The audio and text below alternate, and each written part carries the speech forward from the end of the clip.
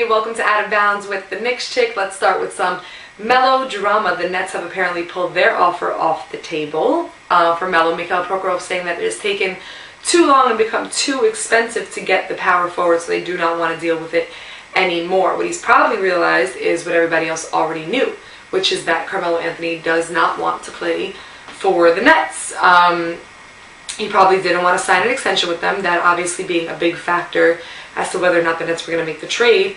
So that deal is done. Nets fans were delusional, prematurely calling themselves the Brooklyn Nets when they still have to play in a New Jersey high school arena for the next season and a half. So I wouldn't be surprised if that had a little bit to do with why he would now want to go to New Jersey. So that is done. The Nets now have to just come together and forget the fact that they were about to trade their whole team for one man and find a way to continue playing ball. Mikhail Prokhorov says that he believes the uncertainty has also cost them some games that they could have won. So he's now blaming the many losses of the Nets this season on media distraction. Not a good look. Don't want to keep making fun of the Nets, but it is just so easy. If you remember last season, Prokhorov said that he would have an element of surprise in December for the Nets. Well, December has come and gone, and surprise, the Nets still suck and are at the bottom of the Atlantic. He also guaranteed that the Nets would win the championship in 5 years.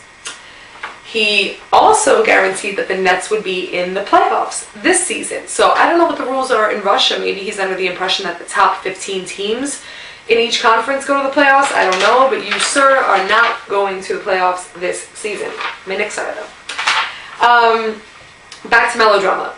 They are booing him in Denver, his own fans. The Nets are out of the running, so now, of course, all signs are pointing towards my Knicks.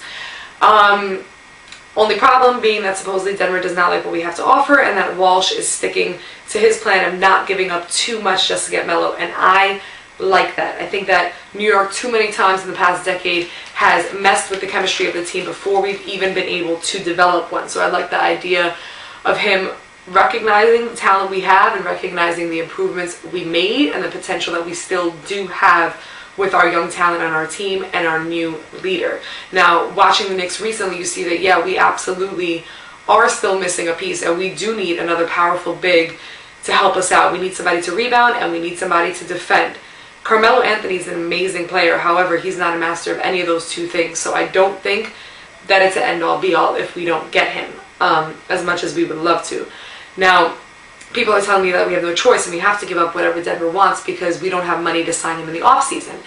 But think about it. If Melo is willing to let $65 million sit on the table because the only team he wants to come to is the Knicks, then it only makes sense that come offseason, if he's a free agent because nothing could get done, he's going to give up $1 or $2 to come play with us. I mean, if he's not signing the extension because he wants to play with us, then when the time comes, he'll give up some money to play with us. It only makes sense. So that's what I'm assuming is going to happen if the trade doesn't happen. But if it doesn't, oh well. I mean, we finally have the big fat blobs money coming off the bench, so we'll have $11.3 million in cap space again this summer. So we do have an asset. We'll have money to work with. We're either going to go find a decent center or we're going to hire a defensive coordinator. One of the two needs to happen for the Knicks, and it will if we don't get Melo. We'll be fine. In the meantime, Pringles has got to play Turiaf because that's a legitimate center that we do have on our team who plays with heart and who does hustle. He needs to give Sean Williams less minutes. I don't know what it is with Pringles. Last year he had this love affair with Chris Duhon. This year he has this love affair with Sean Williams. You have bad taste, D'Antoni. Ronny Turiaf averages more rebounds, more steals, more block shots, more assists, and has a better field goal percentage than Sean Williams, and yet coach insists on playing them the same amount of minutes.